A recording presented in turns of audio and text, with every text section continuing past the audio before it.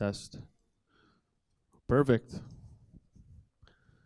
Welcome everybody. How you guys doing? Sounds like we're in a big auditorium right now with this mic. Bam! But let's jump into it. We're waiting for one of our advisors, Angelo. He's just whipping through traffic, so he'll be here in a few minutes. But we'll kick it off before he gets here. So that way, when he steps in, we can all have a standing ovation for him for joining us, make him feel awkward, and then yeah, he'll jump right into what we're doing. So, how you guys doing tonight? Everybody good? Awesome. Well, I'm glad you guys all came out. Weather considering, it should be super hot and sunny out today, and we're getting rain. So I think that means that we're getting ready for snowy weather. Damn it! All right, we'll try and push it off for a little longer. All right, so welcome to, which is crazy, this is our 50th pitch event, so that's pretty exciting. We're coming up to our 3-year mark of running OPN officially, and yeah, today is our PitchItYork 50th event, so that's exciting. So welcome. So today we have 6 companies that are going to pitch, and with those 6 companies, 4 of them are from and will be going on September 9th to Skip the Line. So they will be doing a 7-minute pitch, and the other 2 companies are earlier stage companies, and one day, hopefully, they will be going to Skip the Line as well. Skip the Line is, as you can see here from our calendar, we have Skip the Line on September 9th. Just to give everybody a quick snapshot of what Skip the Line is. Skip the Line is, this is going to be our 3rd Skip the Line event. It's a paid, closed pitch event. So in the room, there will be less than 50 people. It is at City Hall. It is a paid version where the startups are pitching in front of 5 angel groups, which they are the screeners for those angel groups. So the premise behind it is that at OPN, all the things that we've done over the years to help startups get ready for funding, we also wanted to analyze how do we speed up the process for investing. So one of the things that we tried doing was, how can we speed up the back end, which was get all the entrepreneurs ready with their DD folders and all their information, and then help push investors to move quicker to make an investment. So after a couple of years of working on that side, we kind of felt that that was not a lost cause, but a very slow process, that you can't push people any faster than they already are. So how do we create the front end to move faster?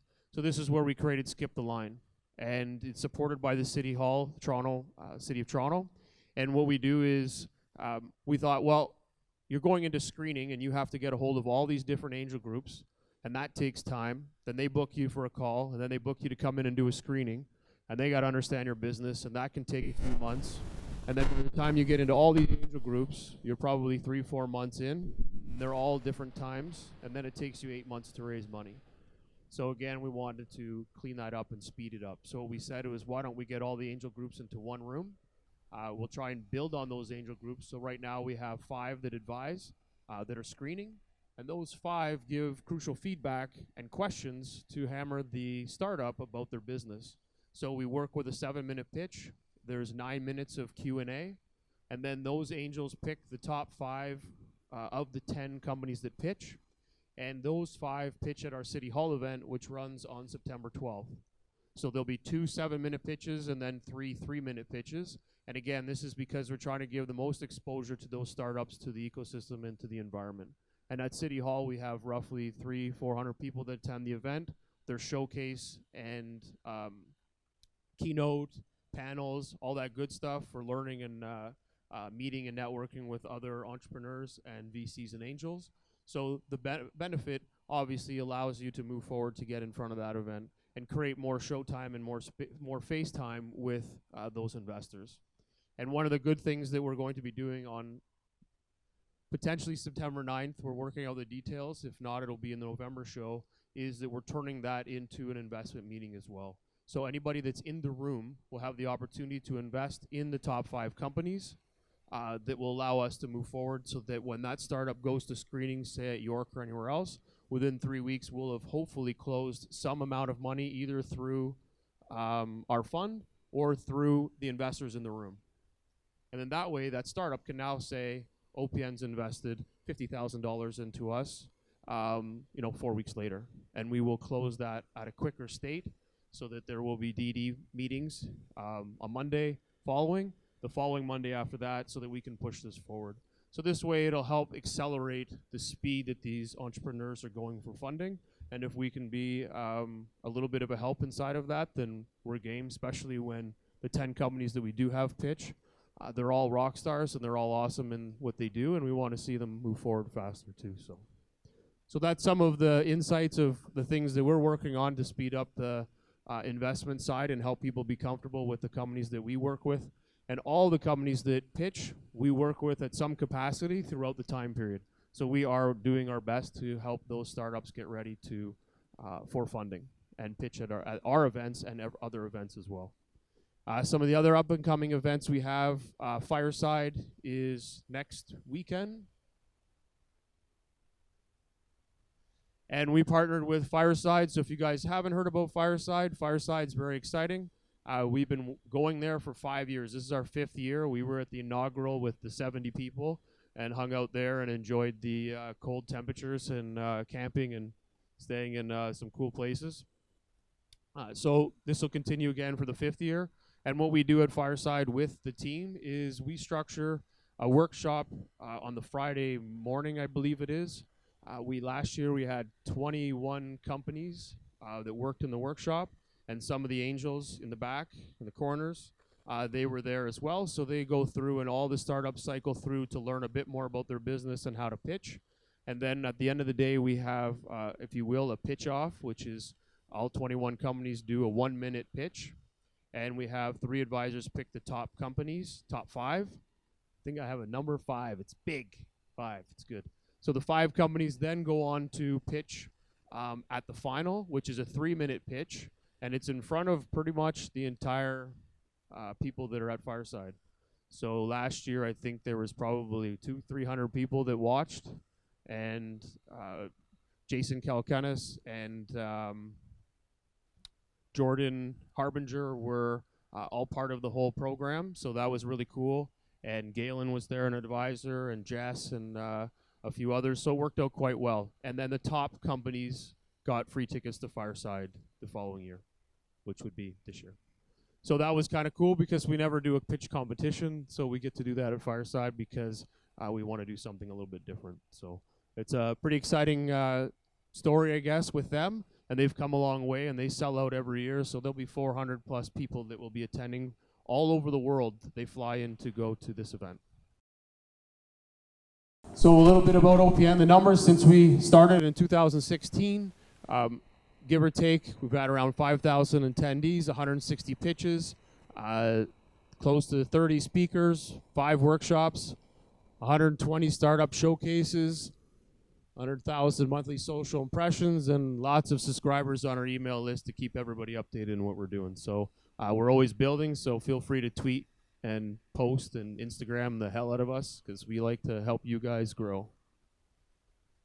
Here's a crowded list of logos of all of the companies that have come through to pitch at the events. This isn't all the companies we've talked to. On average, we probably talk to over 150 companies a month. We screen, go through their pitches to narrow it down to the best few companies that will allow us to get the great content and great startups in front of our consortium. Our sponsors, we have Seneca, which is awesome that they're our partner and help us get you guys great content. And that's Chris over there. He's going to come up and say a few words shortly. Global Payments, back-end payment provider. They've been coming out to all our events and supporting us over the years, last year and a half, I guess. Igor from One Core Media. He's also a great guy, and he's going to be talking today. New Track, Flow Water, which is right there, Mindful. They're also on, and Vibe, they're also products that we invest in and work with. And then we have Miller Thompson and Bateman McKay, lawyers and accountants that are big fans of what we do and help support us and support our startups. And then York Angels and Startup York, so which is Lucas in the back corner. So if you guys are looking for any interest around York and what's going on in the ecosystem, you want to talk with Lucas Chang in the back. So before I introduce those guys, Chris, why don't you come up and do a little chat about what you guys do and all that good stuff.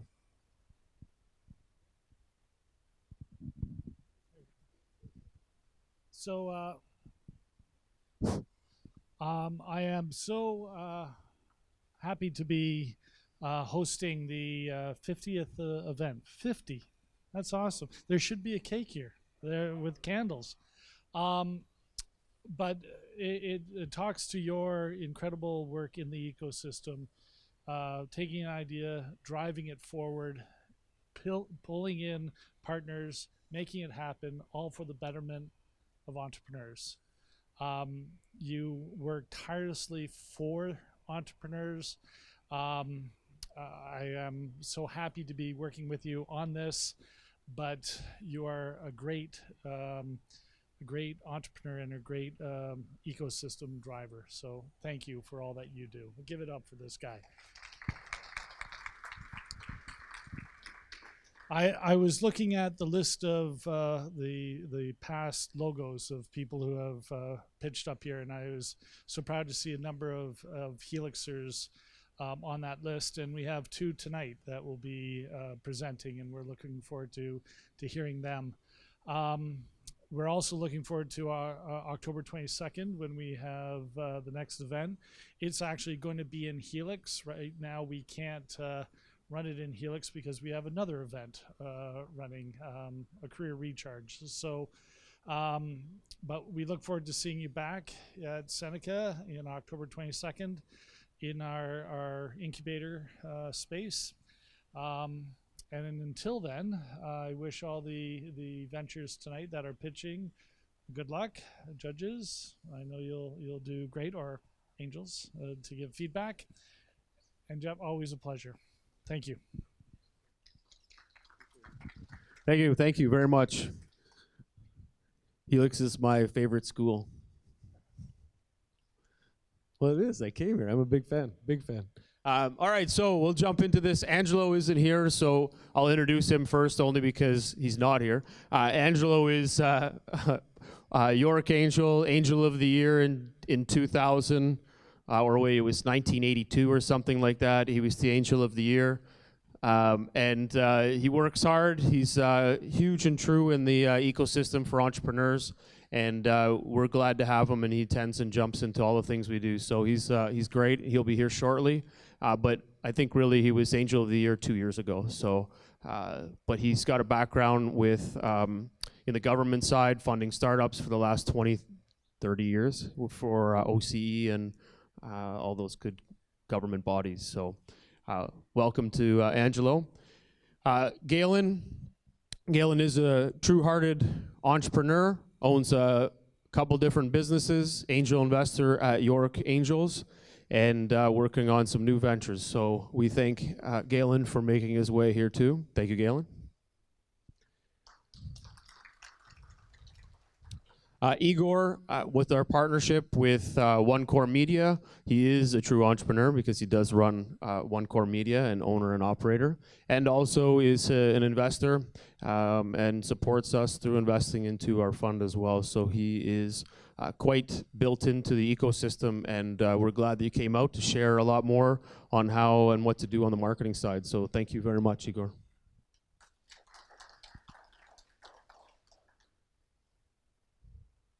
So the startups today that are going to be pitching quickly: Nexus, Simiao, Smart Desk, Athemos, and Aero Life. Or I guess it's Aero.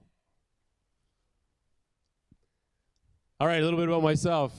You can find me on LinkedIn. All right, the team. We got to thank the team because the team rocks. Laura. She is the backbone to everything we do. She does everything, so if you need anything, she pretty much will take care of it. But she is awesome. Brian is on the camera in the back, and he's obviously brilliant at what he does.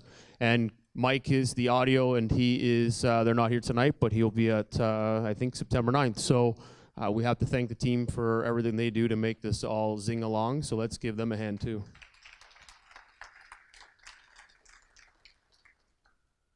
All right, so the format, as I mentioned, we have 4 companies that are pitching. They will be pitching at 7 minutes.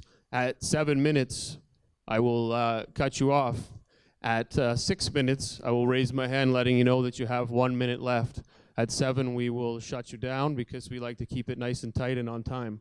We'll then go to Q&A from the Angel Group, the advisors. They will provide 1 minute of feedback on what they think could be improved to help you with your business pitch. And then we'll do 5 minutes of Q&A from the crowd. When it comes to the other 2 companies that are earlier, they're going to be doing a 3 to 5 minute pitch. At 4 minutes, I will let you know. So at 5 minutes, again, it'll be the same thing. We'll stand up and somehow I will work your way through to the QA. We'll do the same Q&A, each advisor, and then we'll go to 5 minutes of Q&A from the crowd. Outside that, pretty straightforward. So let's jump right into it.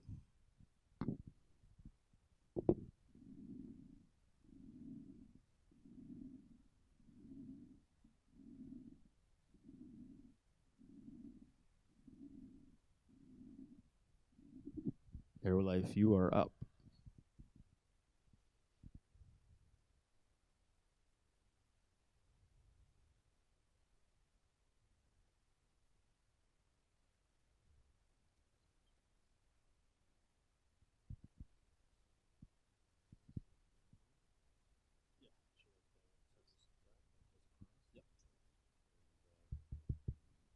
Test, test. You're good. Awesome. Thanks, JP. Hello, everyone. We'll just get rolling right into it. Who in the room has smartphones? Pretty much everyone. Don't need to ask that question anymore. Who here in the room thinks we're paying too much for data rates in Canada? Pretty much majority. So we're just going to roll into some issues right now. North Americans are struggling to pay bills. 50% of Canadians and Americans only have $200 or less of disposable income at the end of every month. 40% of Canadians are teetering on bankruptcy. The next point, there's $13.5 trillion worth of debt right now in the USA, compared to 2008 when it was 12.5. Highest data rates in the world, we know that. Click-throughs and conversions to sales have been dramatically plummeting. No more third-party tracking. GDPR is going to play now, Canadian data charter rights. So how do we solve a lot of these macro issues? Well, we supply free quality smartphones and free data plans. So how do we do that? Well, we showcase content to the end users with some ads. That encompasses us with the ability to be able to supply the freemium model to the world now. No longer are smartphones a commodity that people actually have to pay for. Just to roll into it, what's the total addressable market right now? Well, between brand sponsorships, digital ads, and big data and analytics collection, it is $500 billion industry, $500 billion. Our forecast, we expect to collect 6.5% of that market, 17% of the telecom market worldwide. So who are our customers? Who do we target? Well, we make money from banks and ad revenue. So we filter people through the bank. You want one of our free smartphones? Well, you got to get a bank account and credit card with one of our banking partners. The ad agencies fill in the rest of the revenue model. Our customers are also our end users. Sometimes they cap out, and depending on the nation that we're operating in, and we make the overages a split 50-50 with the telecoms. So how does the end units work? How does this break down? Well, 25 cents a day is your hardware cost, 80 cents a day is your telecom cost, 30 cents a day is what equates to once we get past 1 million marker. You'll see we have 1 million located at the top there. Our beta is commencing in 2020. Net income, that's past the EBITDA.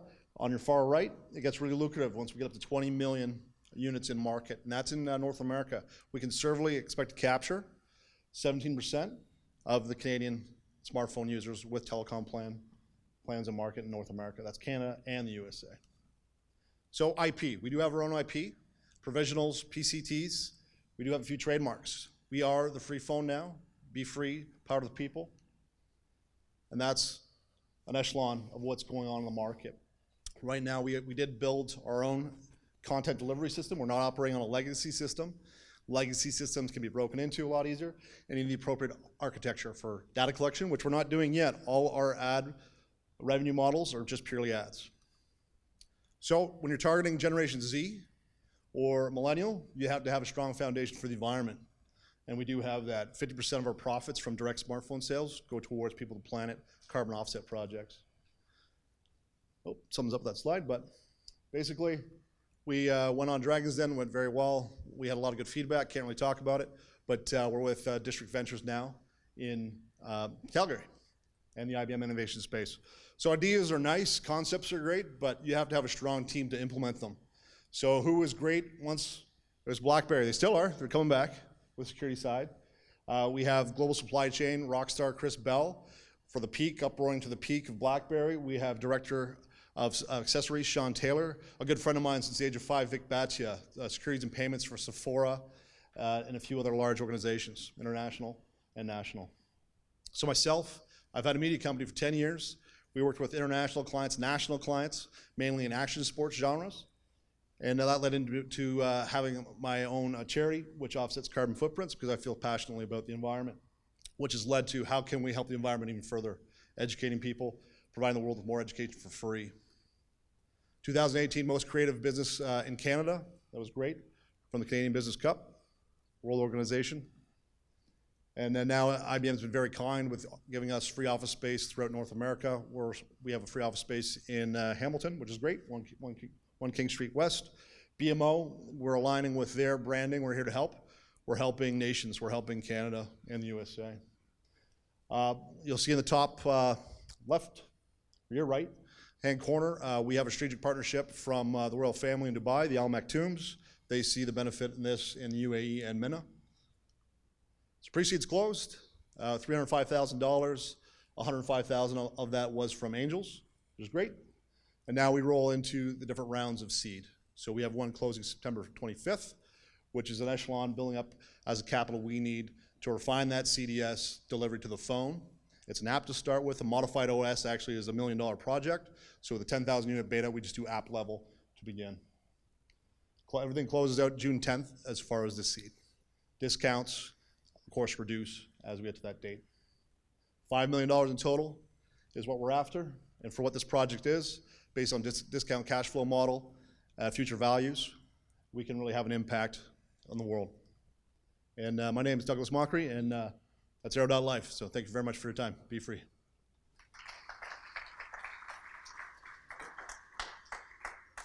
Thank you. All right, so now we're going to jump in to get some feedback. And in this feedback round, just so that everybody's aware, it's direct feedback, and you get to say thank you, and there's no responding back. And then we'll go to the crowd for questions, and that's where you get to respond back. So I'm going to share the mic with Galen. You want to start? Douglas, thank you very much for your presentation. Couple of things, I guess, when I was looking at this, I didn't, and maybe you purposely did this, but it was extremely high level. So I would have liked to see a little bit more about how does this all actually work?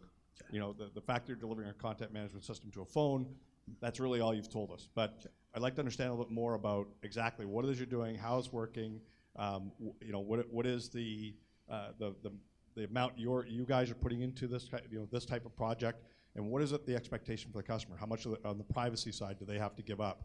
I've seen some applications where there's some revenue sharing. There was one out of Korea where it was basically people agreed to put an app onto their Android phone and got paid a portion of money. These guys built up huge unit metrics and then crashed out within a year and a half. The whole thing caved in. So I'd like to understand a little bit more about sort of how you guys see this playing out and what do the customers have to buy into to get this kind of device. And that really didn't come out in that presentation.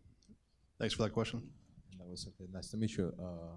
Good concept, okay, but I have to say, from the marketing standpoint, it was very hard for me to understand all the specifics. Okay, as a previous gentleman said, okay, it's all about.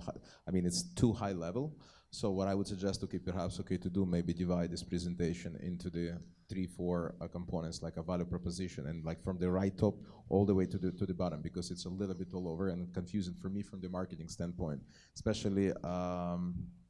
I would say it's really hard to see how you can monetize you know, like the whole concept. Okay, I didn't get it. Okay, from I would suggest, okay, to work a little bit more on the branding and the more related infographics, because again, it's all over. That's my feedback. But overall, it's a really cool idea because mobile, okay, it's a still black box, and a lot of companies, okay, trying to get into this. Thank you. All right, Angelo, we'll skip you because you just got here. I think we were all going to stand up and yell a big standing ovation because you came in, weren't we? So There wasn't much detail for well, you guys can chat after to learn more about it. Okay, who's got questions? All right, Sean, one sec. My squeaky shoes. No ninja today. Thank you. Hi, I'm Sean. I'm a little confused in that I don't actually get what it is that you do. Because I think I'm not as smart as the advisors, and they were sort of dancing around what that looks like. Is it, this is what I heard, and tell me if I'm right. You get a free phone, but then you get advertised at. Yeah, it's that in a way, but that model's been tried by Virgin Unlocked, and it's really intrusive. So we take up 240 by 720 pixels at top of the device at all times of operation. So there's an advertisement constantly at the top. Not advertisements, it's curated content. So if you like hockey or soccer, football, you'll see stats, you'll see genres of things you really like in subgenres. So music, whether it's rock. And then, say you're driving by a Loblaws on a Friday night, 50% off produce. And with one of our partners in Calgary, with triangular technology, we can hone into you to 10 centimeters square within the grocery store. ID is anonymous, so or identifiable based on some of our patents and partnership. So it's really powerful. You could be looking at Jiffy's peanut butter, and we could have PC below, 2 feet below, and we'll know that based on your section of the aisle down to 10 centimeters, and we can actually prompt it for 50% off the PC branded. So you're using like beacons to figure out where exactly you are and then doing specific location technology? It is triangular technology with their own branded beacon, their own technology in the beacon. Yeah. Gotcha. Cool. You could also do glasses with just advertising at the top, so no matter where you look, you see advertising. Could get intrusive that way. Okay, who else has a question? I'll jump in with one. How do you become a global leader in the free mobile space? How do you get, let's just say, third world countries where they're dying to have phones because their networks maybe aren't as good or they're too expensive for what they're looking for? So is this something that you guys drop in there in any country, to be honest, but is that something you're looking at doing, or is it just going to be in Canada and the US? No, we definitely want to be in developing and emerging markets, and that's a challenge because you can't go in with a $200 USD phone. The hardware cost is offset in North America by the customer lifetime value of a bank here. It's $145,000. So for a bank to spend $300 on us, and we make profit off that, it's good. So it's refurbished phones, or you go a really low-end phone. So the power, say, in Mozambique, is we can go in there, and for the past 2.5 years, with a side project with another gentleman heading that, pliable solar shingles that are 1/3 the cost of Teslas, utilizing graphene and also silicone-based cells, which are proven, and perovskite, which is actually cheaper than silicone. So those should be ready to proven prototype by 2021. So we go essentially give free roofs and utilize the excess power for our telecom infrastructure and partner with those who have spectrum in the larger cities.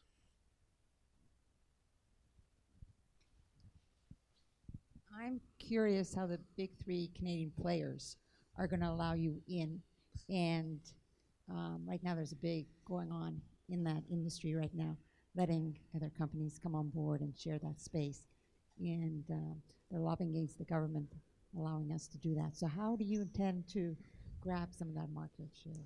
So I've spoken with the big 3 in Canada over a year ago, and I told them I was launching this month. So they did a campaign last month for fake 10 gigabytes unlimited plans, where they drop you down after the 10 gigabytes. So they saw us coming, and they wanted to quash that. So they let them spend all their ad dollars right now, and we'll launch in Canada at a later date, and it's slated for 2020. So you can't play the big 3. Basically, if you take 3 million units of the market, so there's 26 million telecom users or data users in Canada. If we take 3 million, which is projected in Canada, 1 million will be cannibalized if we partner with one of the big 3, but they'll reap the benefits, the profits of the excess 2 million that we bring them. So there is a few smaller players that are more than game to play with in Canada. Good luck. Yeah, thank you. No.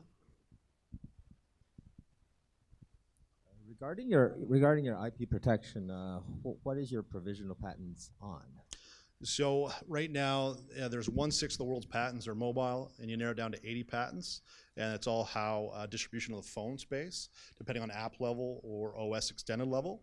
So Microsoft come up, Steve Jobs, 2008.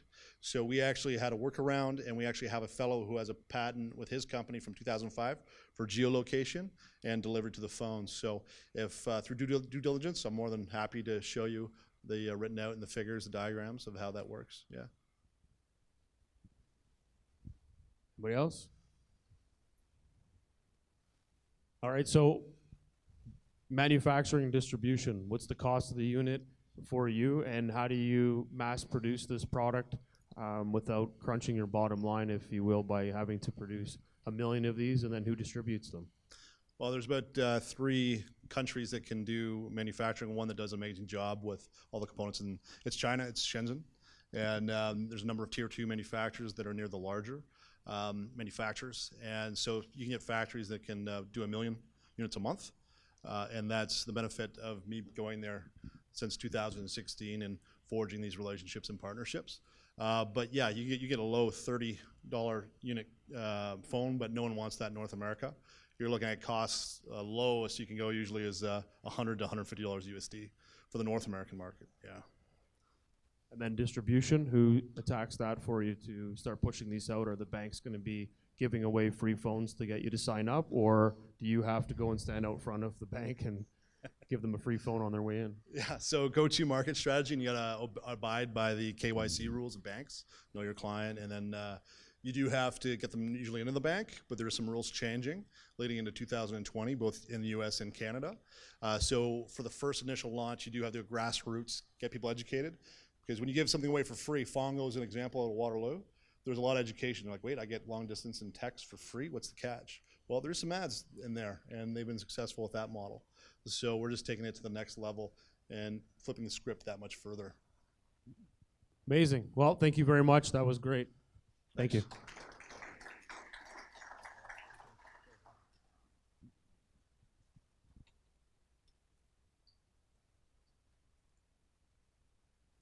Quickly, you're up.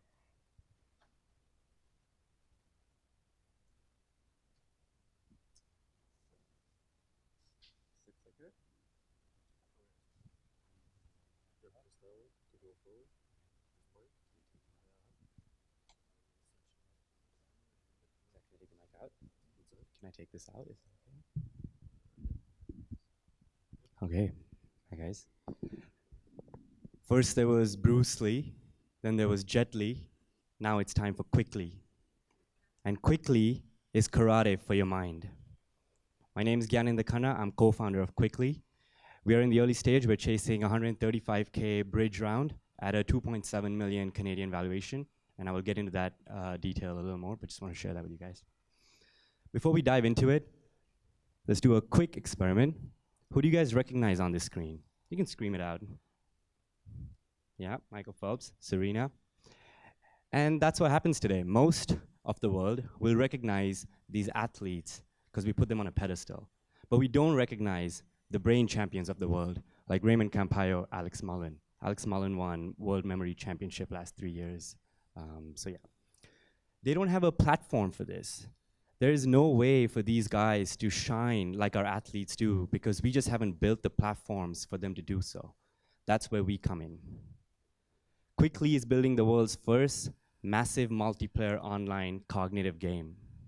Users will come sharpen their mind, compete globally, and have a chance to win real money and recognition. This is the Fortnite, the World of Warcraft of cognitive games. A little bit about the market. There's over 1 million searches on Google for brain games and 100,000 for cognitive development. People are interested in this. Our total available market is the digital education space, which is over $200 billion. And within that, you have game-based learning and cognitive skills. That's where we specifically play. These markets are growing at over 30% a year. They're going to double in the next 3 years. We want a piece of that cake. There is competition, and we break the competition into two categories, skills and knowledge. Your knowledge games are the ones like trivia games, very content heavy. And your skills games are like your games that enhance mental focus, flexibility, attention, all the cognitive skills. You have players playing at both ends, but nobody, at least yet, is blending knowledge and skills together. That's where we come in. The market's also fragmented, so in a few years when there is consolidation, that's great for us for an exit strategy. Couple of our key differentiators, some of our key differentiators, as I mentioned, we have knowledge and skills blending together. We have a strong competitive engine with real money and recognition as rewards. And we want to be the first mover into an MMOCG, massive multiplayer online cognitive game. We launched that in 2 months. We're already out, our prototype's out, but our live competitions launches in 2 months. As we do this, we collect data. We know how every individual interacts with every mental challenge.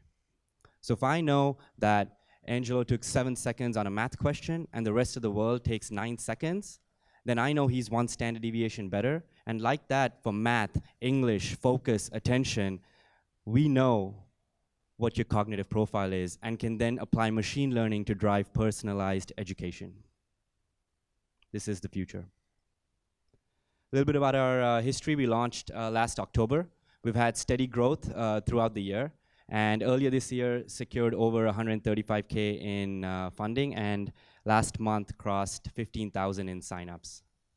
From our 15,000 signups, we have 6,000 monthly active users and about 1,500 to 2,000 weekly active users, excuse me. Our revenue model is a hybrid. It starts at the freemium model. There will be ads shown, and then people who go on the premium version will not see the ads, but they'll also get a bunch of other value items. For example, content expansion packs, get the geography expansion pack, the math expansion pack, whatever it is. Premium games that help you strengthen your cognition even more, and a whole host of other value items, which I'm happy to discuss if you want. We also, as we scale, will have sponsorships, and this could be anyone who's interested in the education and brain improvement sectors. Mental health, all of those players will be good targets for sponsorships. As I mentioned, we're looking for 135,000. This is a bridge round to take us to the seed round. And it'll go mostly into product enhancements and a marketing boost when we launch live competitions. And we will also strengthen our Kickstarter campaign with this, which we're planning for the end of the year. The team has a strong background from tech leadership. It's my brother, myself, and my mom who actually spawned this idea. As we're talking later, I'll be happy to share the full story. But we came together really well. My mom's a teacher for over 20 years. My brother is passionate about design, super technical. And myself, I'm a business mind. And I've been creating puzzles and games since I was a child, from cards, dice, language, all of it. Now we're bringing technology into it. Our overall team, again, very strong technical team. Our head of technology, over 20 years of experience, has done multiple product launches in the past. Our Kyoka Labs, let me know when this time. Kyoka Labs is, they've worked on an education app before. That's our primary development partner. And our content team, as I mentioned, led by my mom, has teaching background and the curriculum setters as background, so that we are aligned with core education standards of today. This is important. We've been pitching around at different events and competitions, and we've been getting recognition from multiple different partners, just further validating our idea, product, and team. And now we just gotta take it to the next level. Even our users have given us great reviews. We're an early stage startup, and just hearing that they're enjoying the game, they would like to see the game evolve. We do user reviews all the time. We understand what they like to see, what they like, dislike about it. That's how we improve. And they've given us very positive feedback already. I'd like to end with a quick experiment. When you guys look at this picture and these kids, how does it make you feel? What do you think they're up to? Probably Instagram, maybe TikTok. Yeah, Fortnite.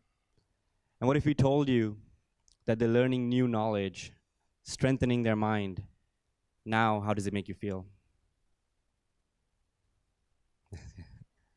That's what we want to drive. Thank you, guys. Thank you. All right, thank you very much. That's good. Why don't Angelo, newcomer, why don't you jump in? Well, since I'm in the higher standard of, I should have said 2 standard deviations. we'll start off. I have a bunch of questions. Great seeing you again. The one area that would really strengthen, even though you have a really strong team, right background, all of those things, look at the efficacy of the cognitive abilities that are gained when you compare yourself to a luminosity, right? As we discussed, luminosity, although it was claiming to be that, was found recently to not cut the mustard in terms of learning. So yeah, as I mentioned, great team. I like your different revenue models. The one thing I'd like to get a better sense of is both the customer acquisition cost, but more importantly, what the lifetime value of a customer once you bring them on board. And I think that's about it. So good job on the downloads. Keep up the conversion level and increase that cognitive ability. Thank you. Interesting presentation. I like the fact that you're looking at a new market. I think that's good. It's something that you're going out and seeking something new. Echoing Angelo's point, though, I think looking at the validity of the content is extremely important. You're making some very big claims, but it's your mother who is providing that content, right? So unless she's done university studies, unless she's been validating that content, you have to be very, very careful, and especially when you put yourself out that way. The numbers look really good. I didn't get a sense of whether you are in revenue yet. So whether you turn on the revenue model, how does that all change? So that would be very interesting to sort of see how you start to tweak that. Who are some of the partners you're looking at bringing on? So you're talking about the revenue streams through advertising. So who are those type of advertising targets that you would be going out to? Building some early partnerships with those people, getting them onto your slide deck, I think will be really important to start to show that there are companies that are stepping up in behind what it is you're doing. That that's your revenue model. Getting the people on board, that's one thing. It's getting the companies who are going to pay the freight. That's the next part that you have to really start to build into the presentation. Thank you. Yeah, well, what I have to say after those two guys, okay, it's hard. Always hard to be lost. Okay, but gaming is a great industry. We all know there's a lot of money there. Okay, the problem is like it's too competitive. So I made some notes. Okay, but I'll be straight with you. Okay, the presentation is all over. Okay, it's a kind of you start with the. It's kind of like you really have to actually guess. Okay, you just take it step by step. Okay, I think you need to work on the presentation. I think overall, I'm not sure about the monetization model, okay, because you put 2.5 cents for CPM. What is the target market? Who are the buyer personas, okay? How are you gonna target? So I think you need to work on the marketing presentation a little bit more about monetization. I'm not really sure about how, like from the financial standpoint, the guys have a good experience. But since you're gonna be kind of like your revenue is in the marketing space, you need to work on a monetization model, because I'm not really sure you can actually make any money for 2.5 cents CPM plus the fee, monthly fee. What do they pay for? What do they get? Okay, so a little bit clearer. Plus, okay, I would suggest also to run some tests to see, like you said, we have 15,000 people who already signed it. The question is like, how much do you predict, okay, that you're going to make out of it, okay? Because you should have collect already data, especially making claim that you have analytical background, okay? So 15,000 people that sign, I think it's more than enough to understand a little bit better. So, thank but you. Overall, I like it. No, thank you. I have comments, but we can chat later. Thank you very much. Perfect. All right, who has questions? You might actually be able to put your, on Arrow Life's phone, you might be able to drop that on. They might be able to generate some revenue. You guys should talk. Love it. All right, questions, yep. You had mentioned that you have 6,000 monthly users. What recurring revenue are you currently getting? We haven't launched revenue yet. It launches in 2 months. as we put our live competitions out. We wanted to make sure we get our gameplay and our experience up first, make sure we're doing the right thing for the users for the game, then we'll launch revenue. So our approach wasn't to go in straight for revenue, and it will be once we launch live competitions, absolutely. Perfect. Question?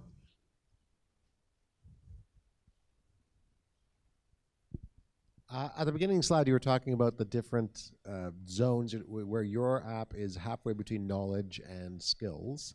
One of the problems with the knowledge stuff, sorry, can you hear me now?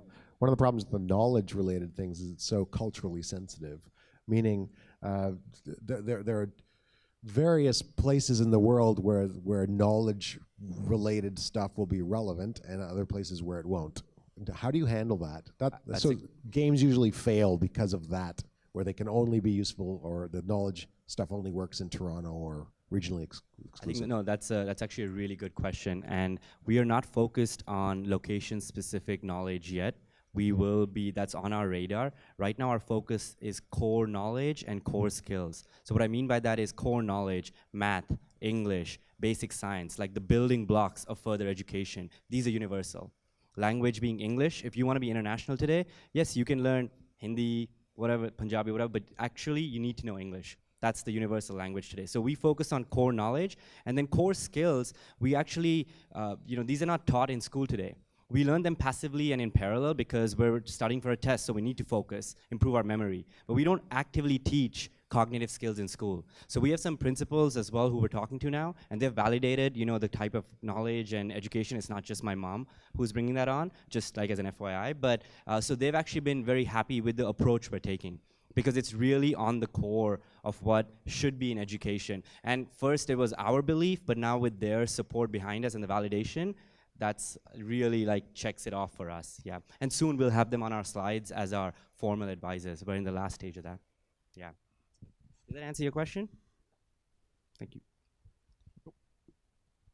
Hi, I'd like to know more about your user acquisition strategy and the cost per user acquisition. Yeah, again, great question. So we have two main things. There's digital marketing, which is paid conversions, and we started at $3 COA, and now we're down to 80 cents COA. So I know someone here asked a question too. So we're at an 80 cents cost per install, and we've done this through repeatedly testing new ads, new type of visual ads, and then we launched a puzzle game, so we brought that in, and that dropped us by 20%. So that's one pillar. Then the other pillar is our organic growth. Organic growth gets split into multiple areas. So I'll start with the in-app organic growth. We have invite features, sharing features. We want to make that kind of hoopla if you win, right? And all those features give you coins. And those coins will turn into actual tangible rewards in 2 months. So we expect a big push. We already have 8% of our users organically inviting their friends with 0 tangible rewards, just because they like the game.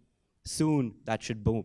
And then in organic, the other thing is partnerships, camps, schools, different tutoring centers, all of them. And as I mentioned, the same reason we're reaching out to principals, we're already talking to them, and we have the processes laid out on how to get to them. We're not ready for adoption yet, so we don't want to be premature. But we're building the networks so that in 6 months, we're going to approach them hard, and that'll be our organic growth, getting into schools, camps, all of that. Okay, one last question. How do you start to expand the business outside of, say, Canadians? How do you get into other areas in North America, worldwide? Yeah. Is it just signing up to app stores, or how do you get around it? We're actually already available globally. We want to stay global. And what will happen is, our marketing efforts will be focused into Asia and Canada. And US will follow soon once we do the language setting for US. You know how the U has to go away for certain words like colors and stuff. So those changes will allow us to market into those areas. We want to leave it global because the pursuit of this, if I go to the start of this presentation, the pursuit of this is to create brain Olympics.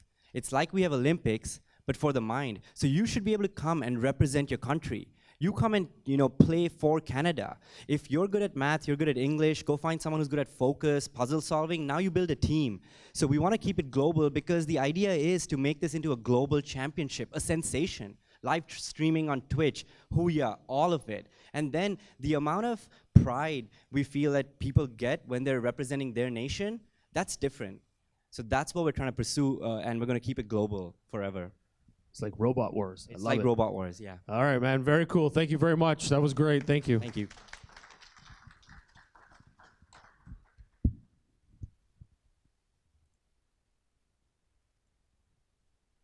Nexus.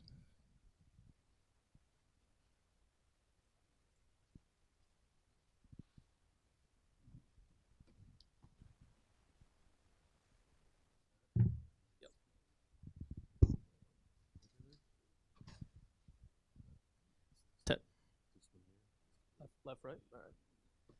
Test, test. All right. Don't want to blow any eardrums out.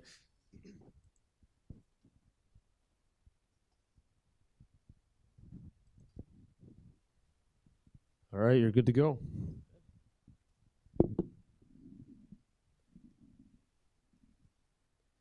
So first, I just want to take yourself out of your body for a second and imagine you're a woman in your 70s. You just finished an operation at the hospital. Afterwards, they send you to another facility to recover. Soon after arriving, you get an infection, and the nurses, they naturally give you an antibiotic. Sometime after that, you feel your right side going numb. Your vision gets blurry, and the fear kicks in. Thankfully, your daughter's in the room, and she alerts the nurses to the fact that you're having a stroke. This is a very real story of what happened to my grandma a few years ago. Because of outdated methods for information sharing, they didn't know she was on a certain blood thinner, and the reaction, it caused a stroke. Why? Well, the reality is, if they don't already have you on file, it's hard to get new information. They will either have to run tests, or they'll contact your physician to have the information faxed over. Neither of those options are ideal, and in both cases, it takes time, which is the one thing some patients just don't have. Hello, my name is Matthew Kim, and I'm the co-founder and CEO of Nexus Health. So at Nexus Health, we're working on developing wristbands with QR codes. With this, we want to make your health information easily accessible to your physicians and EMS with a quick scanning of your ID. Now think back to my grandma. If she had this wristband when she made the transition from hospital to rehab, the nurses would have been more informed and the stroke would have been avoided. But this doesn't need to be limited to a hospital. If an everyday individual had this wristband, they too could reap the benefits. So up there is our most basic wristband, which is the one that I actually wear on a regular basis. It's surprisingly comfortable, cheap, and durable to both the elements and scratches. Also on display is a little prototype for our planned software app. In the future, this will be the consumer's hub. But before we get too into the big picture, because believe me, I'll do that, how about a quick demo? The logistics of two hands. All right, so my phone here is an Android phone. We'll be using Google Lens to scan my QR code because it's come built in. So to get to it, you just hold the home button for a couple of seconds, tap the lines, tap the lens.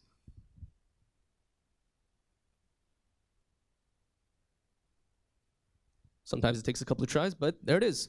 So if you're in the back, I'd imagine it's kind of hard to see, but just on my phone, there's a host of user-controlled emergency medical information hosted on a secure and private website, but as promised, and most importantly to the customer, quick and easy. So I know it's a little early to be showing you a roadmap, but I wanted to give it to you now so you can get a proper sense of the scale and so you can also understand that we do have a bit of a game plan. We broke it down into 3 major phases. Phase 1 is coming up soon, and we're actually on track to meet this target. This is going to include a soft launch for our MVP wristbands and our software app. Phase 2, we're going to be focusing on the consumer app, developing out some features and adding to that. And then phase 3 is when it gets really cool. This is when we're going to be developing out our institutional app and connecting it to the consumer piece.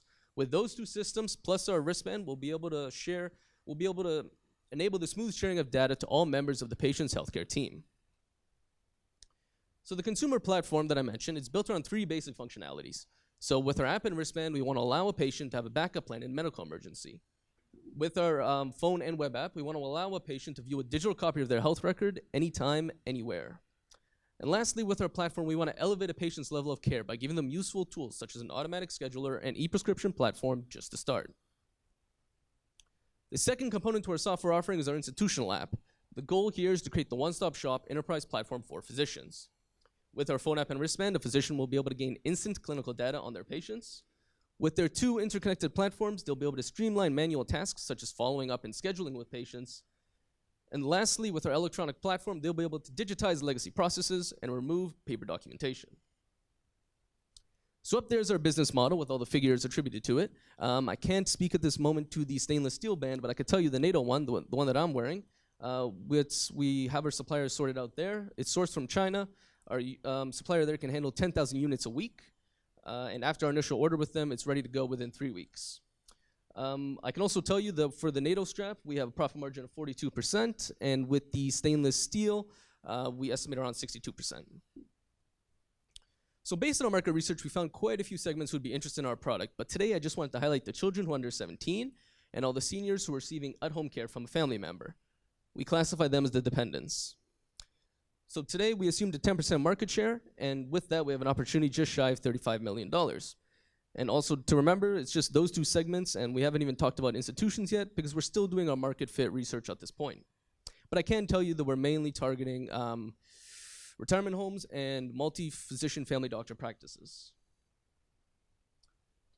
And then our ask. So we're looking right now for $60,000 in convertible notes for those three things. It's mainly going to be software development and just some to get us over the line in terms of our marketing materials. And that concludes the presentation. Thank you for your time.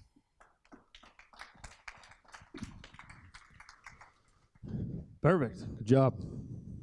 Okay. Igor, you want to start? I mean, first of all, very impressive. Okay, looks like you're trying to solve a very serious problem. What I would suggest, okay, to do is more to understand, okay, how's your go-to-market strategy, because it's definitely a good idea. Okay, everybody can afford to pay $2 per person. Okay, but how are you going to reach all of them? Okay, that's what I would suggest. Okay, because the idea is really good. Okay, but execution is the key. Plus, okay, your fees based on what? It's based on customer acquisition, or you apply, because from what I understand, okay, first you want to go direct to consumers, okay, and institution is going to be the last step. But I think, okay, from my experience, institution will be the one that will open all the doors for consumers. But if you go to consumers first, how much, okay, it's going to cost you, okay, just for each person. I mean, event marketing, like you're trying to raise $60,000. I mean, yeah, you can do like a few events. Okay, how many people is going to be? 200-300 people in a room. So and overall, the marketing presentation is not bad, but it's like in some kind of like a sequence logic. Okay, here's the today. What's the problem we're going to solve? This is how we're going to solve, and this is how much money for the marketing. But overall, it's a great idea. Matthew, I like the presentation.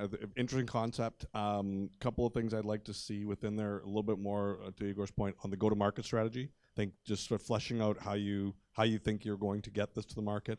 I was a little bit confused in the fact that you most of this was revolving around the discussion on the senior situation, but then you broke into saying, well, we also want to target dependents, so kids, young kids.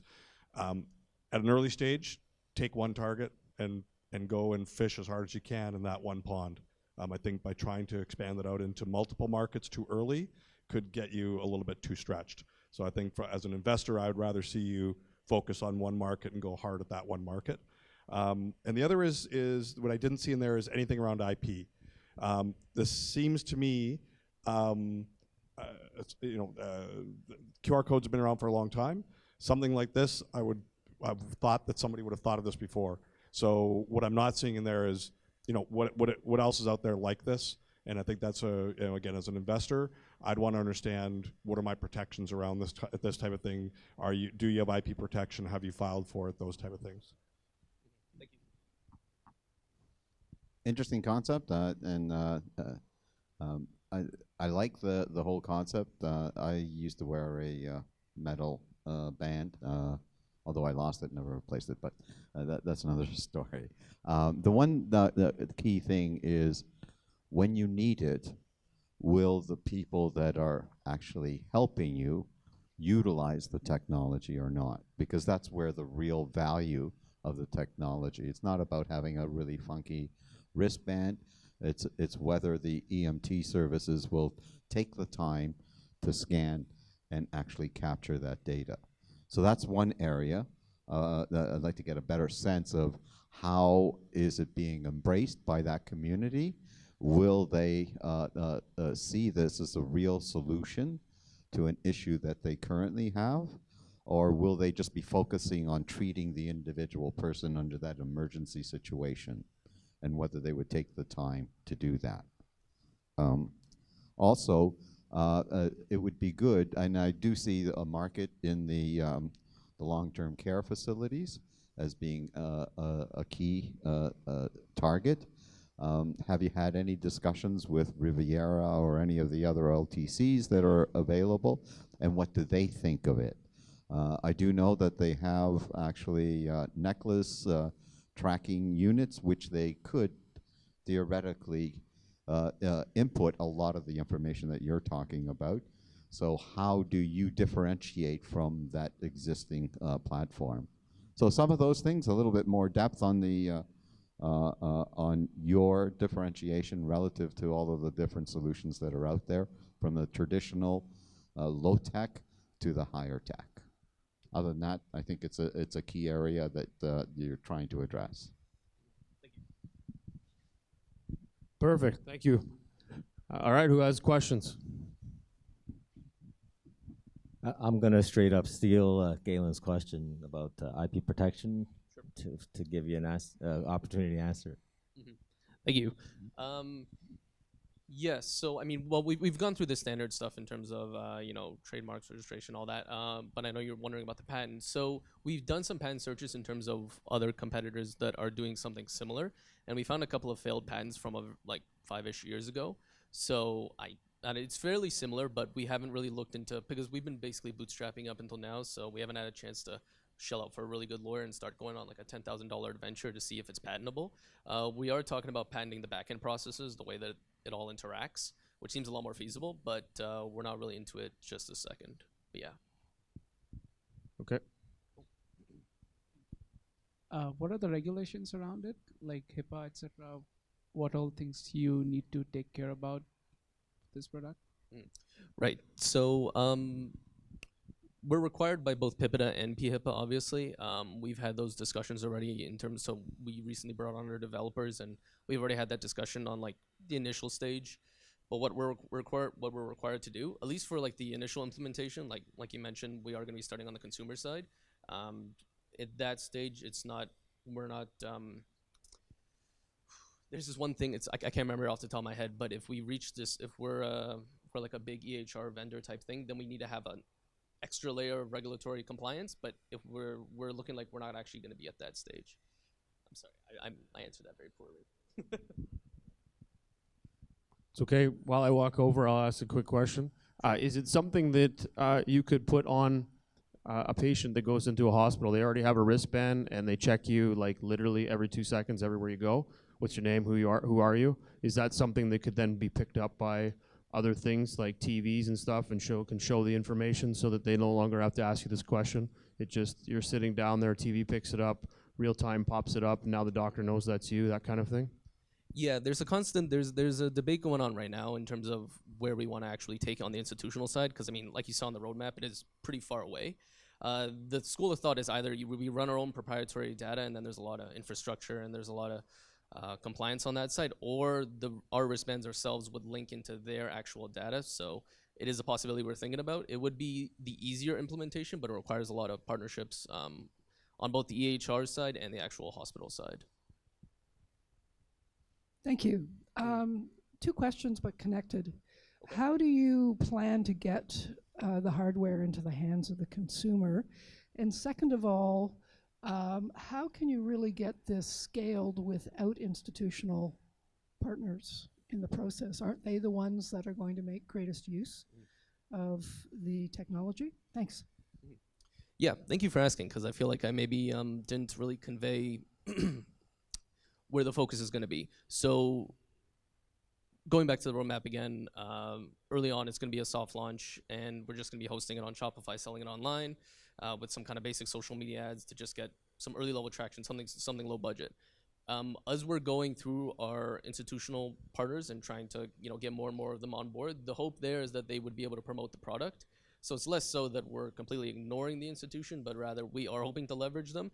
We just, in the sense that they would be able to promote the product. In terms of having something workable that a hospital or an LTC will be able to use, that's much further down the line, but the possibility of them promoting our actual early stage implementation product is a lot more realistic.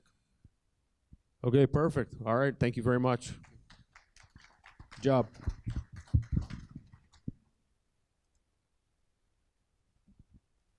Smart Desk. And just before we start, for Smart Desk, I have a quick question for you guys. How many of you guys are entrepreneurs? How many of you want to be entrepreneurs? I like it. I like it.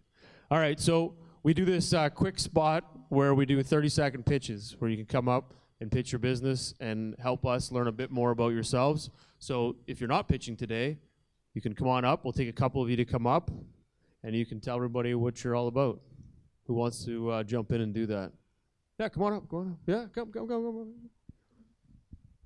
Yeah, come on right up. Yeah, let's go. Don't be shy. Yeah, come on. One more, yeah.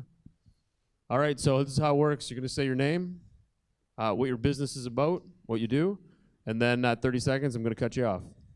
All right. Give me 1 second to line this up.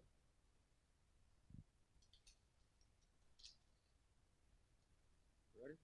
Go. My name is Musain. I'm a CEO of a life and fire safety company called Narfire. Our innovative product right now is a fire extinguisher for kids and senior citizens. Many problems that are going on right now is that kids and elderly don't know how to deal with fires in their units. Most fire extinguishers are found in the hallway, so it leaves them distant time of dealing with that emergency. So it's just dealing with a problem. Thank you. And your name is? Musain. All right, thank you. Thank you. Hi, my name is Sharon. So I have an online store similar to Amazon, except instead of selling products, I sell services. So we're about to launch here in Canada some mobile services, identity theft protection, and IPTV streaming. So we're looking for people who want to get on board with us to help with our expansion. So if any of you are interested, there's significant money on a very part-time basis. So that's what I do. And your name is? Sharon Eisner. Awesome. Thank you. Thank you very much. Hi, my name is Avinash, and I haven't completed my company yet, so no name right now. And my company mainly focuses on providing AI solutions to the restaurant industry, which is deprived of technology right now. We provide automation and personalization solutions. So I would like to know if anyone have any suggestion or something. So it's like we are trying to automate the way you guys order on a maybe drive-through or going over the desk through natural language processing and machine learning technologies. And your name is? Avinash. Awesome. Thank you very much. All right. Now we can see how stressful that can be just coming up to pop up and do 30 seconds. But at the end of the day, you got to keep doing those because it's going to help you in the long run understand your business more and get the fear out of pitching in front of people. All right. So, Smart Desk, you're up.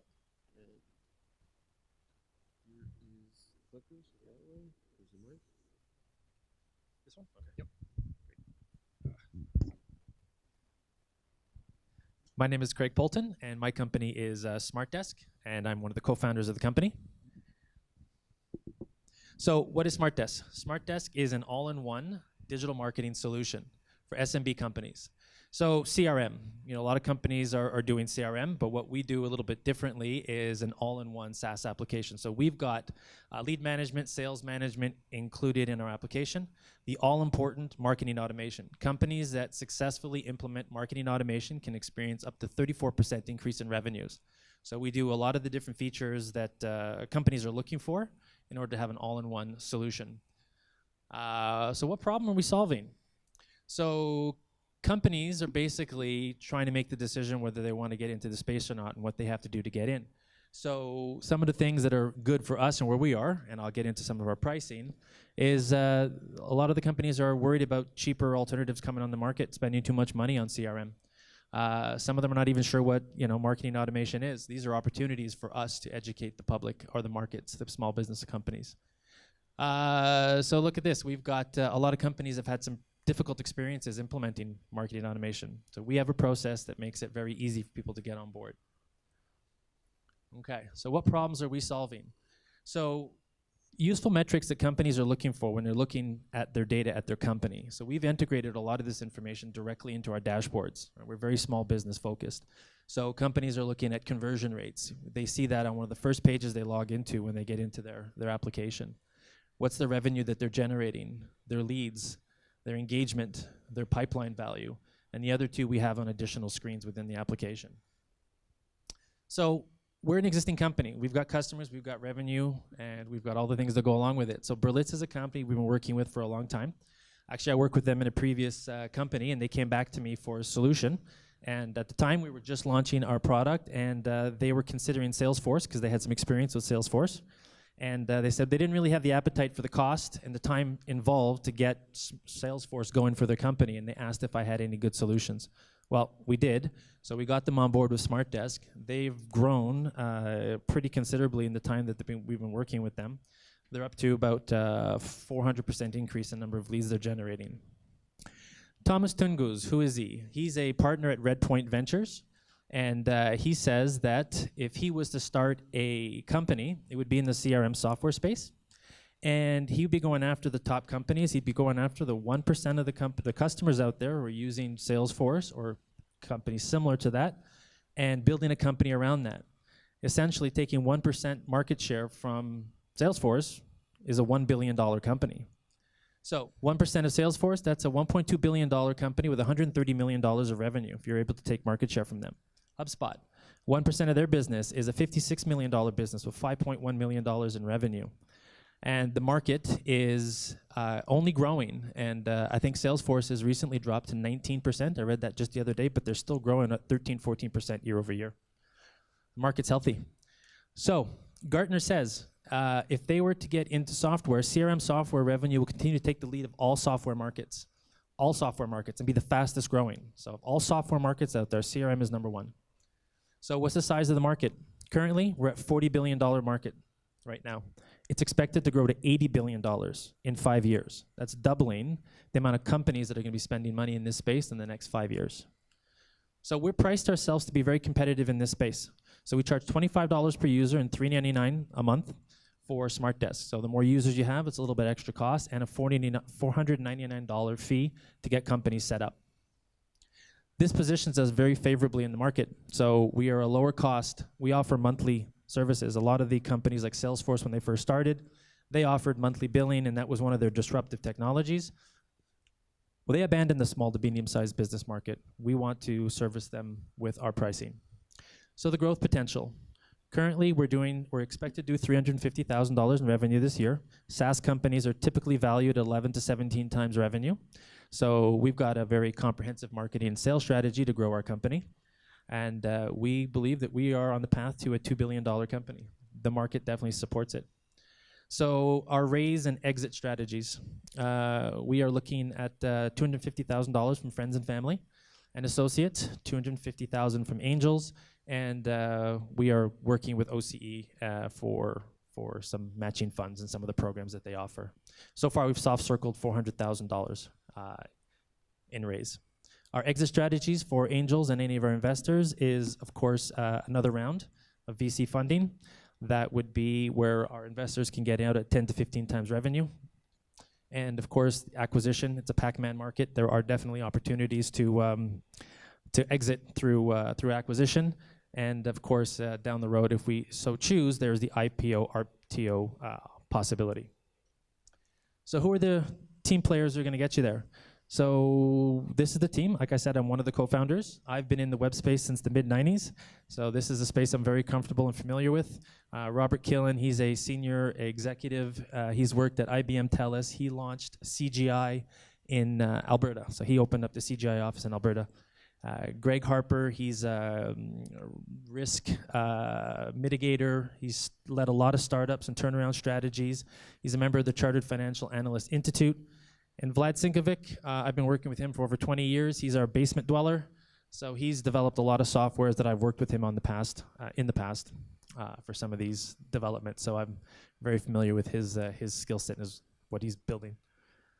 Some of our advisors, we got Chris Nikifork as one of our advisors and investors, and Kim Capetti is also one of our advisors and recent investors. We are part of the 1855 Accelerator. So this is a community organization that is funded by some local entrepreneurs and business leaders to accelerate companies who are looking to grow their business. We got selected as one of the top 25 up-and-coming companies by the Branham Group.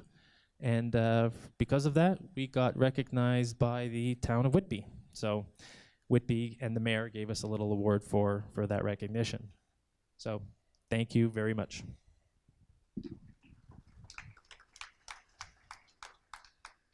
Perfect. Thank you. Galen, you want to start? Greg, thank you very much for the presentation. It's a grand idea. A lot of people in this space. I've seen a lot of companies come and go in the CRM space. You seem to have be trying to cover the water in a lot of places here. So I think, I'm not sure how old your company is. I don't see anything around your metrics of how many customers you have, what your acquisition has been, what kind of traction you have. So I'd like to see that, to understand, are you biting off a bit too much to chew right off the beginning, or are you guys an established company? So how far along are you? You've only just shown one customer. So I think you need to expand out a lot more on what does your customer base look like, what's your churn rate look like, how long you're holding customers for, what's the lifetime value of customers. All of that's really important at this stage of the game. The other is I don't see anything on your go-to-market strategy. So how are you getting customers? Is this a direct sales force? Are you all inbound? How much are you spending to acquire customers? So what is that cost of acquisition that goes into that? So those are extremely important at this stage, especially starting off and going against some of those big name players. Yes, they've abandoned that market, but it's also, they've left it for a lot of reasons. It's extremely expensive to go after small businesses. They don't know what they're doing, and so you can blow your brains out really fast on trying to onboard small customers, where you think your metrics are around, oh, it's going to take us 25 minutes to onboard somebody, or maybe it's a half a day, and suddenly it's 3 weeks to onboard somebody. So it can blow your model up very quickly. So I think those all have to be fleshed out in there. So he took everyone's 1 minute. Good seeing you, Craig. Sorry I missed the demo when you were having it. I know the Sparkies are quite interested. And had I been able to attend the meeting, I would have shown you, this is my CRM system. And I have another stack in my pocket. That's my backup CRM system. So I'm old school. One thing that I'd like to feedback to you, the Berlitz testimonial is great. Need to see more of those, not just the one. Also, and I know that Chris probably hasn't pushed back on it, but your valuation multiplier of 11x is, from my perspective, way too high. Typically, it's 2 to 4x of your revenues, or 8 of your EBITDA. So that would bring your valuation significantly down. And that may be a mechanism to attract more investors. So kudos on having achieved the traction on the investment side. Like more details, as Galen mentioned, on the actual traction in the marketplace and how you're going to be sustainable. And I'd like you to emphasize more on your key differentiator amongst all of the other players in there, Salesforce and the like. You talked about ease of implementation, which is wonderful. What else can you have? Because if you show it and provide the missionary out there to teach Salesforce that this is an opportunity that they've been missing because of this function, what's to stop them from just replicating that? So you have to have more in your back pocket than just that one. Well, it's very interesting for me. I mean, one of my companies, it's a marketing automation, so now we talk in same language. Okay, I would love to actually speak with you after, but I'm going to talk only things that I don't like. First of all, I applaud you because it's a very difficult space, okay? And I'm going to be talking more about deficiencies, if I may. Number one, okay, I think you comparing yourself to Salesforce and all other bigger players, it's absolute absurd, okay? Because if you're going after small businesses, why would you, I mean, if you manufacture a car, why would you compare yourself to Boeing? Okay, Salesforce, it's a different planet. Okay, it's not about cost. It's about features that you get, and that's why I acquire all the companies around them.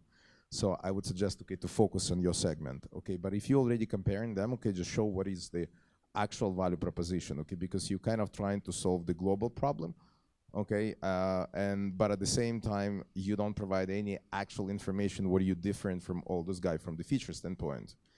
I completely agree with my colleague because explain what you're trying to do to small business owner. Well, I think you have to have psychologists and stuff, okay, for yourself, okay, because it's almost impossible to deliver message to them about marketing automation, sell like everything around this, okay? I mean, possible, but the cost of sell will be so high that will not be profitable.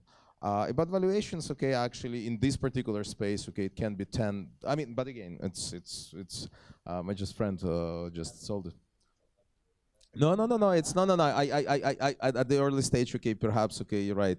I think what I would suggest is work on marketing material. Okay, so it's probably before you do anything else, okay, work on the marketing material because it's going to determine your go-to strategy.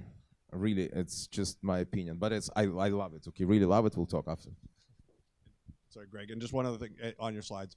You should put something in on use of funds. So what are you going to use these funds for? I didn't see anything on there, so that's just one thing to add in.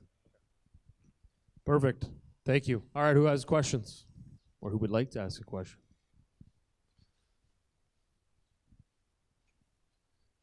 Somebody should come up with something for the floors so you don't squeak when you walk.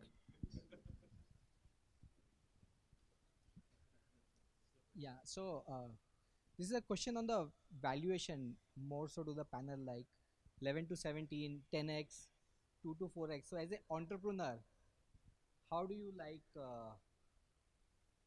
arrive at what will be the right valuation? So if any of you can throw, because like you don't want to sell at 2x, right? The value. No. Each industry has their own. So at least in this space that we're in, it's the 11 to 17 times multiple because of the recurring revenue nature. Yeah. So it's right. Yeah. So you're all correct that these things can occur, but it's not based on how you sell your company now, because what is occurring is the money that's being invested into your company is what helps your company get to the sales volume you're going to be at. So if your company is doing, let's just say, $10,000 of MRR, which is doing $120,000 a year, if you say your company is worth 15 times that value, that means that I have to buy it at that value, which means I'm only doing $120,000 in revenue. It'll take me 10 years to pay back the value of that company because I'm going to have to grow the sales, I'm going to have to hire the people and change the model. So the idea is that you're at an early stage, you're trying to get people on a deal, invest into your company, and let that money grow your company. So maybe in 5 years or 10 years, yes, you might be at that point doing 100 million ARR, and maybe at that time you can sell it for 10 or 15 times the value, because at that point there's least amount of work to do to build the company. So you have to de-risk your company. So there's always a lot of variables that get fit into that, but in the case of what you're doing, you want to make sure that the value you're going after, you're comfortable with. And really, you can sell anything that someone's going to pay for. But then you have to be able to meet that by getting your sales up to accommodate the value of your company. If you can't get your sales up, then your next round, it's going to be even harder for you to invest money, because you're going to go in and say, hey, I'm worth 20 million, but I'm only doing 500,000 in sales. And they're going to be like, that doesn't even equate. So then you're going to have to go lower. So you just have to figure that there's tranches of business investments you're going to take over time, and where you're going to fit inside of there will bring the value to your company. So sometimes you might have to take a little bit earlier spot on your cap table to get the people in behind you to help you grow your business, and then you can look at it when you increase your sales to start building in extra value into your company. Sorry, one other question? When we're thinking about CRM, there's a lot of out-of-the-box features, but there are many businesses that they want to customize it. Do you do services as well, or is this part of the revenue, or are you just focused on selling the product as a software as a service? We lead with the product, but we do offer services if companies want them. Any other questions? While I walk over. On the CRM side, there was questions about how you're going to generate leads and get in and educate small business.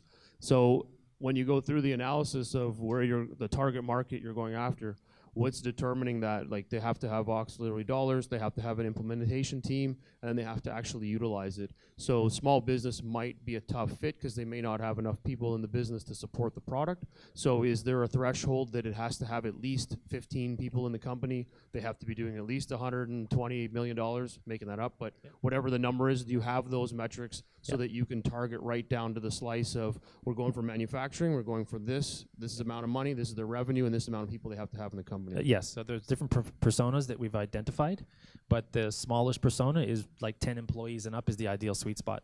The company that's got one person, they're trying to do it all, they just don't have the time, and they're looking at maybe $500 a month as something that's a little bit tight for them. That's really not the space that we want to be. We haven't had too much success with people who are one-man shops, but the moment there's a few team players on board, software like this is mandatory, in my opinion, from companies, because you're not going to grow from $1 million in revenue to $10 million in revenue without software. Like, you have to implement this kind of software to grow your business. So we've kind of identified that we start companies at about $1 million in revenue. That's the sweet spot for us. A question regarding your current traction. What is your current recurring revenue? Current recurring revenue is about 13,000 a month. And your growth, anticipated growth? Anticipated growth is, we're looking at 20-25% per year. Okay, perfect. No, that's good. Thank you very much.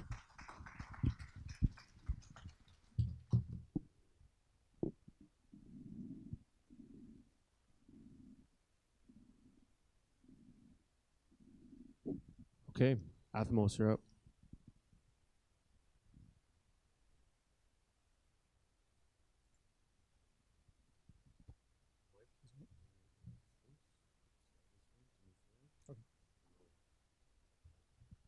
All right, you're good. Okay, hello. My name is Diego. I'm a co-founder and CTO of Atmos. As you might know, Canada is among the high costs of healthcare system. Canada has investing more than, it's one of the countries that has been invested more in per capita in healthcare, and also is the country that has, one of the countries that has more complainings about, patient complainings about their waiting lists. So, the waiting times. So, we have also problems with waiting lists, where people are waiting an average of 5 months between the referral of the general practitioner and then after to start the treatment with the specialists. And if this is the average, can you imagine what happens in the critical access areas? That's why we created Atmos. It's a healthcare platform built to be the first SaaS platform for EHRs for small and medium hospitals.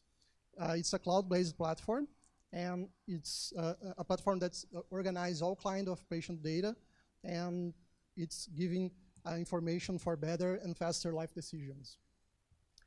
This is a huge market. It's highly concentrated market where we have huge competitors, but although the governments are investing a lot of money in resources in EHRs, these vendors are not solving the problems, and they are also not ready to solve problems for small hospitals, small, medium hospitals.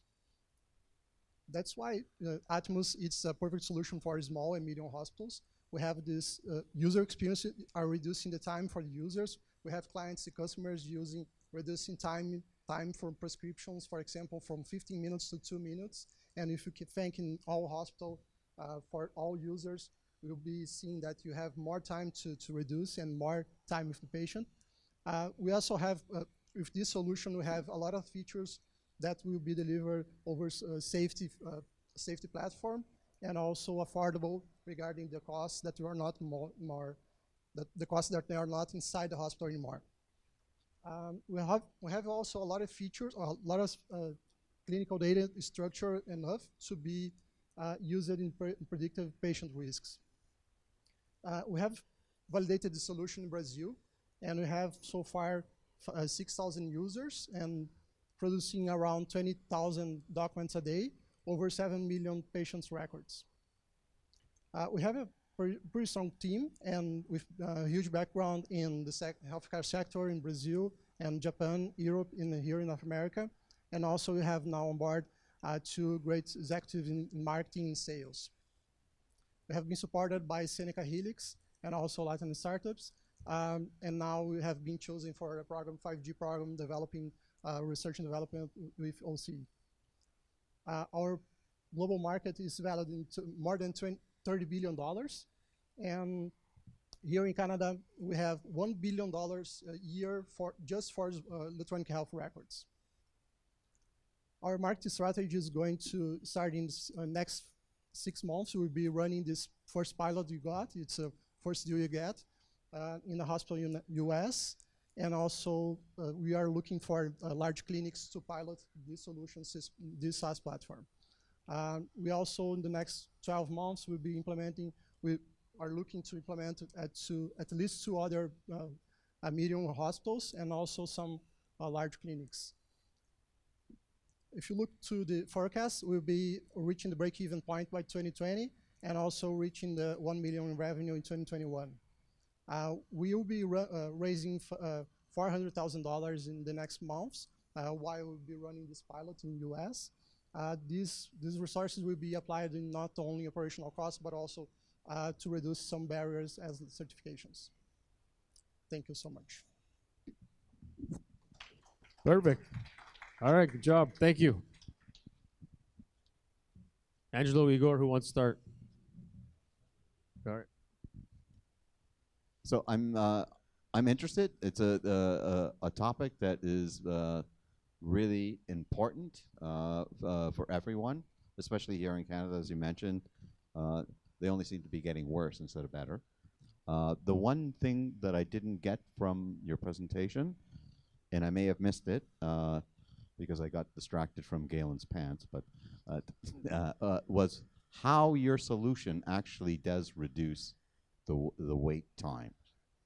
So I think that you identified the problem really well, but you really need to emphasize in greater detail how you are solving that problem and how you can launch that into a very tough market. I'm not sure how it is in Brazil, but I'm actually reassured that you actually have that traction in Brazil.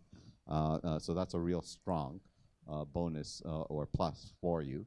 But how does that align with the Canadian medical system? And how does your technology really provide a solution to this area? Because it's a very tough market to solve. Thank you. Yeah, well, okay. Since I'm on the marketing side, okay. So first of all, the presentation is a bit confusing to me. Okay, I fully agree with Angelo. Okay, it's what problems are you actually going to solve, and how are you going to solve the problem? Because I couldn't get it. Okay, just kind of all over. In fact, okay, waiting list during the emergency or waiting list during the other things is, I mean, to like for operation. I was actually involved in organ project with Eugene Melnick. Okay, so one thing I learned is that you basically going against the wall. So how actually you go? Who is a lobbyist? How are you gonna sign the hospital? Okay, because I will never buy that you will actually sign the hospital. Okay, to test your program. Maybe in Brazil, but in Canada, good luck. Unless so, I would like to see some people that involved in helping you to sign this. And your monetization, okay, it's also like a little bit confusing. How, I mean, your valuation is like quite high, in my opinion, okay, but how are you gonna make money? Like $1 million from one hospital or 2 hospitals, and who's gonna pay? What is the what are you charging for? So it's for me, I think you should work on go-to-market strategy and presentation. That's my opinion, but it's a nice problem to solve if you can. I think a very interesting concept you've got in going after this. What I'd like to see is when you say you're focusing on the small and medium hospitals is to define what those are. So what is a small or medium hospital? What geographies are those in? Where do you typically find those? So how are you going after those? You talk a lot about the Canadian market up front, but you're launched in Brazil and you're doing your pilots in the US. So I really didn't see how you were kind of squaring the circle around that and why you talk so much about Canada, but then you're not focused on Canada for your pilots. The Canadian market is a tough one. In this market, you need to be side by side with a TELUS. TELUS they own the EMR market. They work with pretty much every province, and the solutions are provincially run solutions. And so even if there are small, medium hospitals in Thunder Bay and places like that, they're still going to be working with the Ontario government, and then that's going to be working through TELUS, probably through their EMR solutions. So they've chosen this to be the market that they want to dominate, and so unless you're with them and playing with them, and if you are, then great. You need to show that. You need to show that you're talking to them and that you're reaching out to talk to them, because then as an investor, I'm more interested that they're a potential acquirer of you down the line. So you need to go to those strengths if you are working with them, show them, or show a pathway to get them, or that you've got advisors on the board who can get you in that direction. And then the other for me was just the same with is that go-to-market strategy. How are you getting into these customers? Because it's a big sell, spending a lot of time. You need to have the contacts within those hospitals or the districts in order to sell that. Perfect. Thank you, guys. Who has questions? For your raise, what is your use of funds? Sorry? You mentioned you're raising $500,000. I'm kind of surprised at the pilot stage you need that much money, and so what are you using it for? Yeah, sure. It's a pilot for the business model. A platform is being running for a few years in some hospitals, and also have invested more than 72,000 hours in R&D in this solution. And this this raising is for operational costs and also some barriers that will be open a huge market for us. And then this is why. And if you had more time, I could go through the numbers to see to show the projections. But yeah, it's being at this moment running this pilot in US. We are evaluated by $7 million, $8 million, actually. Okay. Another question? How does it work when you approach an opportunity, say, in the U.S.? How do you work with them? Is it a 6-month project? Is there education? Does IT have to go through your system and go through and make sure that it fits their criteria? How does that whole process work, and what's the duration of it? Yeah, our business model is based on, for this market, is based on channel distribution. So we have one distributor that's working with us there, and then we'll be running the software during 1 month. So it will be running from October to November, and then after that they'll be analyzing the results, and then to choose between some vendors. But as a matter of fact, they opened this opportunity for us. We are pretty sure that it will be running. So it's a short implementation period then, and it's more of a test period before they would implement it across the entire healthcare system? Yeah, usually our implementation time is shorter than the competitors, and then for this a specific pilot we'll be implementing in less than 1 month, and then after that, after this piloting in one sector of the hospital, they will be spreading to the other places during 3 months. So totaling 4 months, but usually our projects can run between 1 or 2 months. That's available. Diego, what are the metrics that you are looking for out of your pilot? What are you measuring? Thanks. That's perfect. Yeah, we are measuring the time in different points of the process.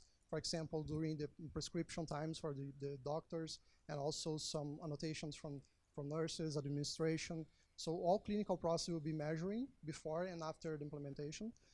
For the users in this specific sector we'll be piloting, they will be looking for the time available for these professionals. So they are struggling with time, so as any other hospital, and the doctors will be measuring every information about the process involving doctors mainly. And who owns the data? Does this data reside on site at the hospital, and they have access to it so it hits all of the regulations, or is this running off your servers and it's going outside of their network? Yeah, we are partnering with some cloud-based cloud vendors, as Microsoft, for example, for this project, Microsoft Azure, and then they will supporting to use the best practices, to use the right components, and then having their background as certification and HIPAA compliance and all this stuff. So this is a private platform for private cloud for them, and they will be access these. They will have directly access for that, and they will relaying us some kind of access some points. But they are the owners of the data. Okay, so it's your algorithms, it's all of your structure that drives out the output for that healthcare system to understand where they're deficient and where they can build efficiencies into their system. Yes, we can measure all this kind of information. I think this most important thing is have all the information detailed enough to in a huge structure to give these answers for them, and then also to provide safety enough for them. So I think we can do that faster. So that's why the pilot will be increasing the valuation of the company. Okay, perfect. One thing I get you to add into your presentation is probably around a case study of what you've done in Brazil, because I think that would carry a lot of weight for you guys on how you've implemented it, what the success rate was, and if you get churn from any of the customers you currently have. Okay? Yeah, okay. All right, thank you very much.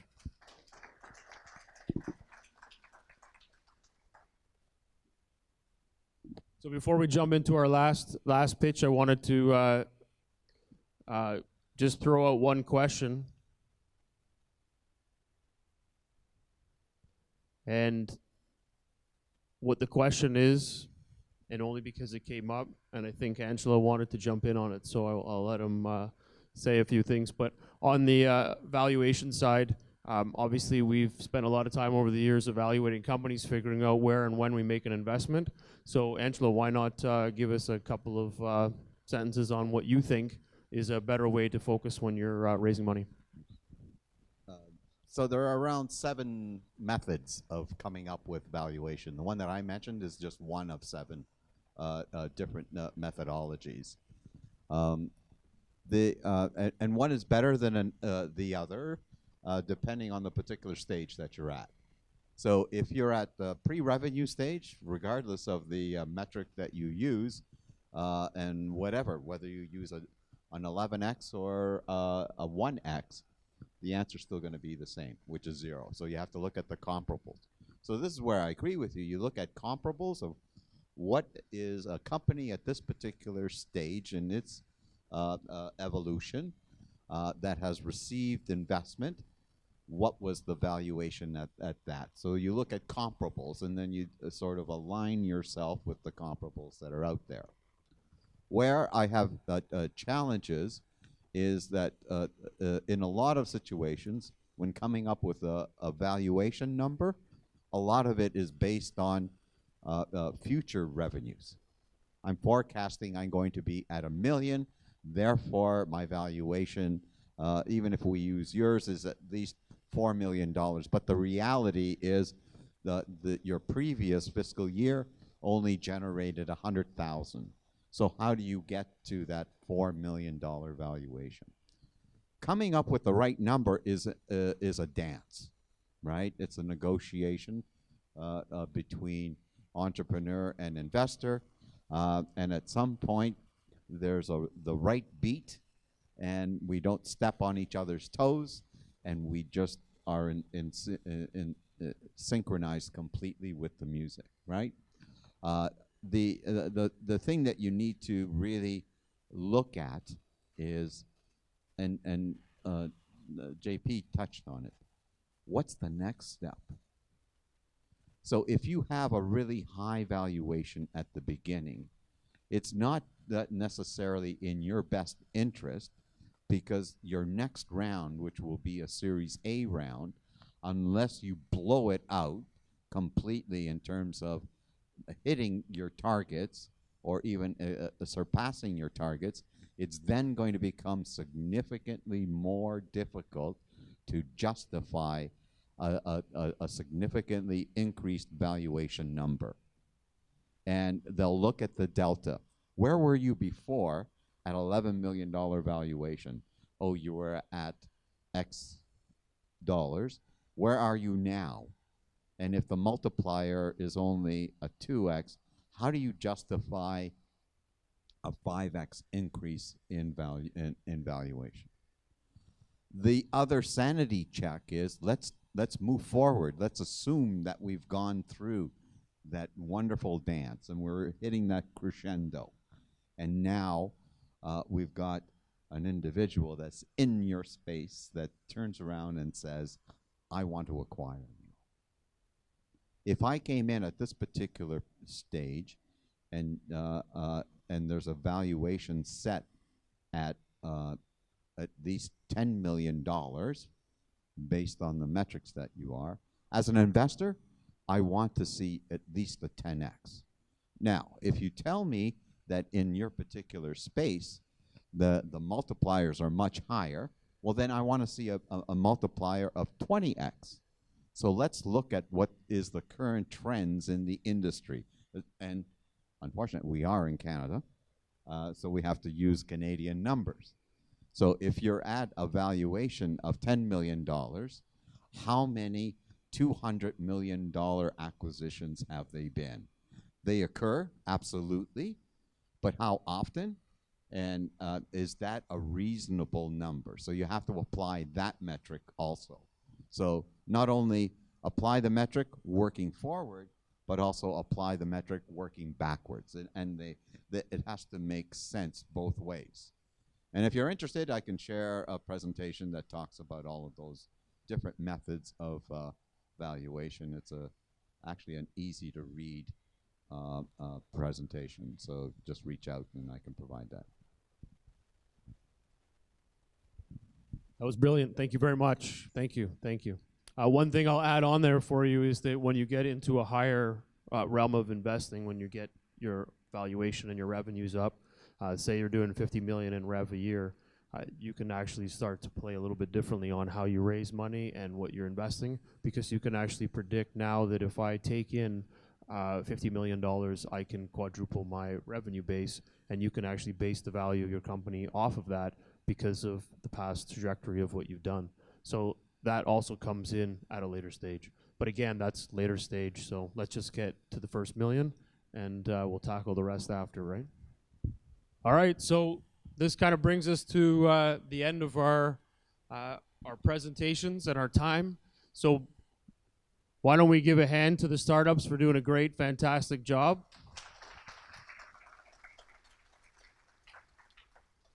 Keep in mind some of the dates that are coming up. As we mentioned, September 9th, there's 4 companies today that pitched that will be pitching at Skip the Line.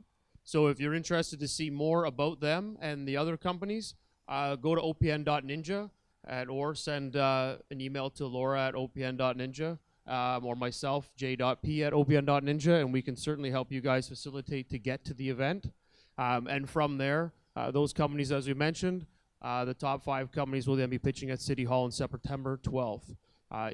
Both of them are at City Hall, so we're looking forward to seeing you guys come to those events.